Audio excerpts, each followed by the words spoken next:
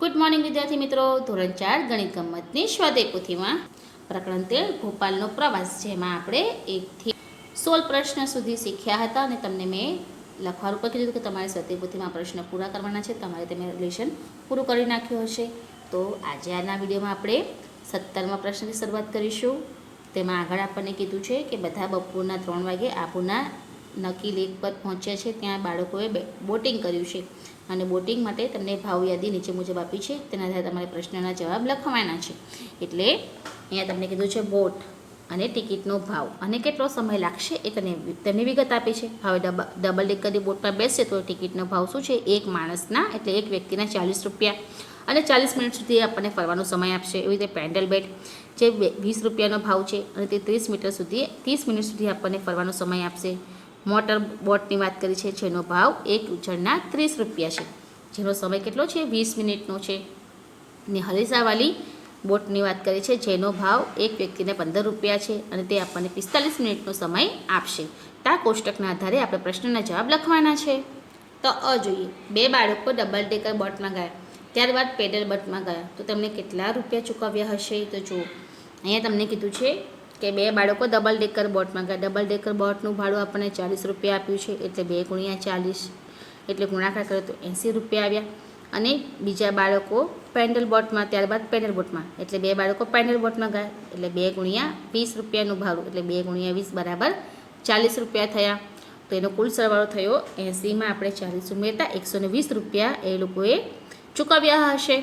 ત્યાર પછી બીજું કીધું છે તમને બમાં કે બાળકોનું એક જૂથ મોટર બોટમાં ગયું છે. તેમણે 360 રૂપિયા ચૂકવ્યા છે. તો મોટર બોટમાં કેટલા બાળકો ગયા હશે જે આપણે શોધવાનું છે. તો અહીંયા મોટર બોટની કિંમત આપણે કીધું છે કે 30 રૂપિયા આપી છે, બરાબર છે ને? તો અહીંયા તમને કીધું છે કે એક બાળકના 30 રૂપિયા હોય તો એમને કેટલા રૂપિયા ચૂકવ્યા છે? એક બાળકને અમે 30 રૂપિયા લેખે કેટલા ચૂકવ્યા છે? 360 રૂપિયા ચૂકવ્યા છે. તો આપણે એક બાળકની કુલ ભાવ કેટલો થાય એ આપણે શોધવાનું છે. તો અહીંયા મેં 360 ભાગ્યા 30 જે એની કિંમત છે એના વડે મેં ભાગાકાર કર્યો છે, એટલે જવાબ મારો આવશે 12. જવાબ મારો આવ્યો એને ભાગાકાર કરતાં 12 આવ્યો. એટલે જુઓ, અહીંયા 1 × 360 છેદમાં મેં 30 લખ્યા છે, ભાગાકાર કર્યો તો 12 બાળકો ગયા હશે. એટલે કુલ જવાબ આપણો 12 આવશે. ત્યાર પછી કમાં કીધું છે બાળકોનું એક જૂથ હલેસાવાળી બોટમાં ગયું છે. ત્યાં તેમને 120 રૂપિયા ચૂકવ્યા છે. તો બોટમાં કેટલા બાળકો ગયા હશે? અહીંયા પણ આ પ્રમાણે કરવાનું છે. બોટનું ભાડું આપણને આપ્યું છે હલેસાવાળીમાં 15 રૂપિયા. 120 બાળકો ગયા છે એટલે 120 ભાગ્યા મેં 15 કર્યા છે, તો 15 × 120 થાય, એટલે 8 બાળકો ગયા હશે. ચાલો, ડ કીધું છે કઈ નાવ એટલે કઈ બોટ 1 કલાકમાં 2 ચક્કર મારે છે. 1 કલાકમાં 2 ચક્કર મારે એવી બોટ કઈ છે? તો પેન્ડલ બોટ છે. 1 કલાક એટલે 60 મિનિટ થાય, તો પેન્ડલ બોટ 30 મિનિટનો સમય લે છે. તો 30 મિનિટ × 2 ચક્કર એટલે 60 મિનિટનો સમય થાય, એટલે 1 કલાકમાં તે 1 કલાકમાં ચક્કર મારે છે, એટલે તે 1 કલાકમાં 2 ચક્કર મારે છે. હવે આગળ જોઈએ, કઈ નાવ અડધા કલાક કરતાં ઓછા સમયમાં ચક્કર મારે છે. અડધા કલાકમાં ઓછા એટલે 60 મિનિટ બરાબર 1 કલાક થાય છે. તો મોટર બોટ છે, મોટર બોટનો સમય કેટલો છે? માત્ર 20 મિનિટ. તો તે 20 મિનિટમાં 1 ચક્કર મારે છે. હવે આગળ કઈ નાવ એટલે માં સૌથી ઓછા ખર્ચમાં સૌથી વધારે સમય મળે છે. તો આપણે કોષ્ટકમાં જોયું છે. તો હલેસાવાળી જે બોટ છે એમાં 15 રૂપિયા ટિકિટનો ભાવ છે અને તે સૌથી વધારે સમય 45 મિનિટનો સમય આપણને મળે છે. હવે એફ, એક છોકરો 40 રૂપિયા આપ્યા છે, તેને 1 કલાક બોટિંગ કર્યું છે. તો તેને કઈ નાવ ચલાવી હશે? તો જો અહીંયા આપણે સુધાર્યું છે. શું કરવાનું છે તો જોઈએ, પેન્ડલ બોટની ટિકિટ, એને પેન્ડલ બોટનો સમય લીધો હશે. તો પેન્ડલવાળી બોટ છે જેનો ભાવ વ્યક્તિને આપણને 20 રૂપિયા આપે છે અને આ છોકરાએ કેટલો સમય લીધો છે? અને તેને 30 મિનિટનો સમય લીધો છે. તો આ છોકરાએ કેટલા કલાક બોટિંગ કર્યું હશે? તો એને 20 રૂપિયા ખર્ચ્યા છે, એટલે 2 વખત બેઠો છે, એટલે 20 + 20 એટલે 40 રૂપિયા એને ચૂકવ્યા છે. અને આપણે પેન્ડલ બોટનો સમય કેટલો છે? 30 મિનિટનો છે, એટલે 30 મિનિટ + 30 મિનિટ બરાબર 60 મિનિટ થઈ, એટલે તે 1 કલાક જેટલો સમય એને પેન્ડલ બોટના પસાર કર્યો હશે. તો આપણો જવાબ આ રીતે આવશે. હવે એક છોકરાએ બે બોટ કુલ 50 મિનિટ ચલાવી છે અને કુલ 50 રૂપિયા આપ્યા છે. તને કઈ બોટ ચલાવી હશે તેની ગણતરી છે. પેડલ બોટની કિંમત આપણને 20 રૂપિયા આપી છે અને તેનો સમય કેટલો છે 30 મિનિટનો છે. અને બીજી એને વત્તા કરીને મોટર બોટમાં બેઠો હશે, જે મોટર બોટની કિંમત 30 રૂપિયા છે અને એનો સમય કેટલો છે 20 મિનિટનો છે. તો આ બેનો સરવાળો કર્યો તો 50 રૂપિયાનો જવાબ આવે, એટલે 50 મિનિટમાં બે બોટ પેડલ બોટ અને મોટર બોટ ચલાવી હશે. હવે આગળ પ્રશ્ન જોઈએ 18મો. એમાં કીધું છે કે સાંજે 5 વાગ્યા બધા જ અમદાવાદ જવા પાછા ફર્યા. જો બસ રોકાયા વગર આગળ વધે તો કેટલા વાગે અમદાવાદ પહોંચશે? તો 5 વાગે નીકળ્યા છે. અમદાવાદનો સમય 6 કે 7 આગળ કીધું હતું, તો તે લોકો 11 થી 12 વાગ્યા સુધીમાં અમદાવાદ પહોંચશે. હવે આગળ પ્રશ્ન 19માં તમને કીધું છે કે જો આ પ્રવાસ એક બસના બાળકના ખર્ચના 2500 હોય તો 50 બાળકો હતા, તો દરેકના ભાગે કેટલો ખર્ચ આવશે? તો આપણે ભાગાકાર કરીશું. 2500 રૂપિયા કુલ ખર્ચ છે. બાળકોની સંખ્યા બસમાં 50ની હતી, એટલે 50 ભાગ્યા કરીશું. એટલે 2500 ભાગ્યા 50 કરતાં એક બાળકને 50 રૂપિયા ચૂકવવા પડે.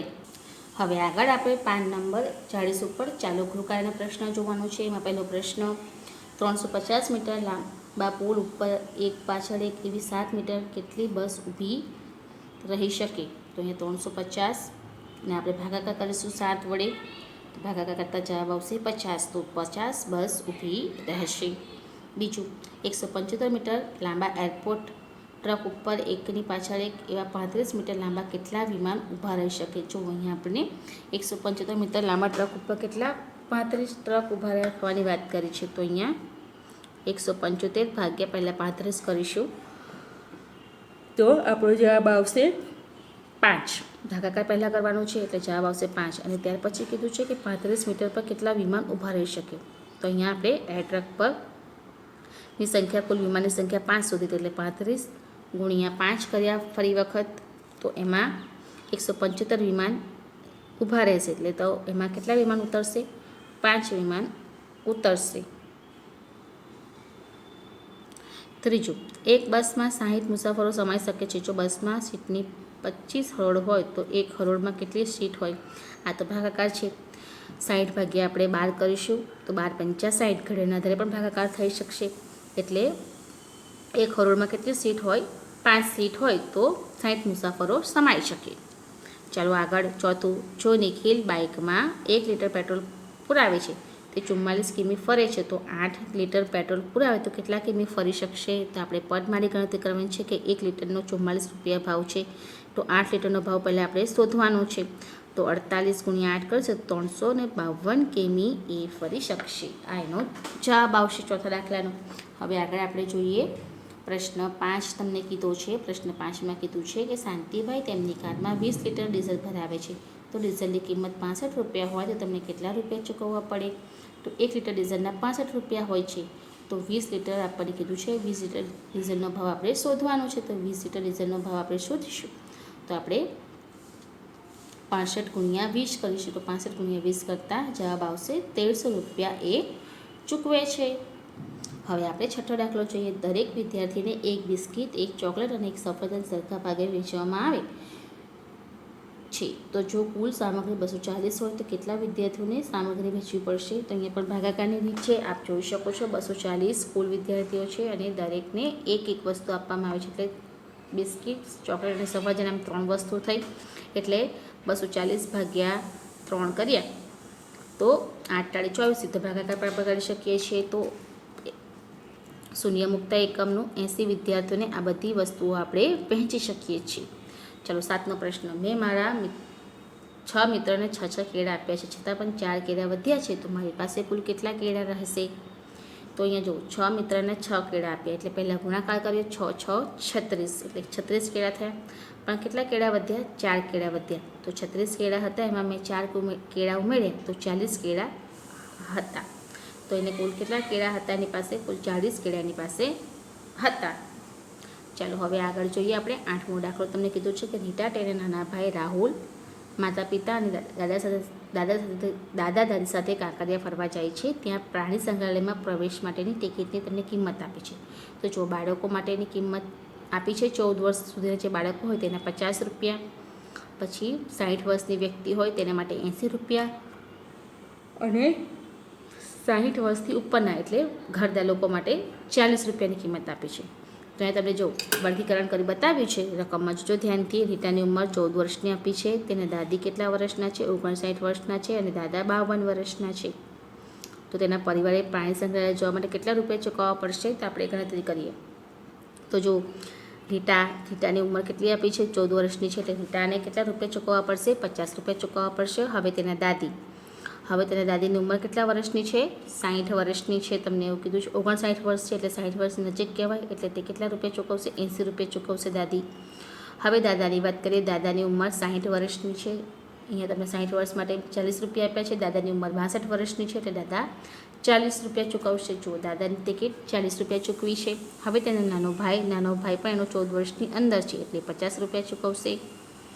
તેની માતા 60 વર્ષની અંદર છે, એટલે 80 રૂપિયા, અને તેના પિતાની ઉંમર પણ 60 વર્ષથી ઓછી છે, એટલે તે પણ 80 રૂપિયા ચૂકવશે.